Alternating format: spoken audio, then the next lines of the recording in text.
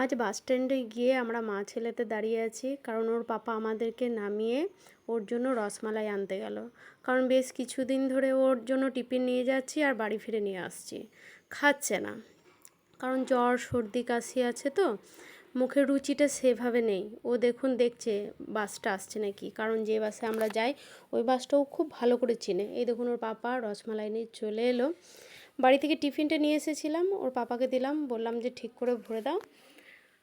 ওর পাপা এদিকে রসমালাইটা টিফিনের মধ্যে ভরছে, এদিকে ভরতে করতেই বাস চলে এলো। এই দেখুন রেড কালারের বাসটা, কৃষ্ণনগর ব্যানার্জিতি, এই বাসটাতেই আমরা যাই। বাসটা দেখে ও তাড়াতাড়ি উঠতে যাচ্ছে। এই উঁচু তো, এখানটা একটু হেল্প করতে হয়, তারপরও নিজেই বাসে উঠতে নামতে পারে।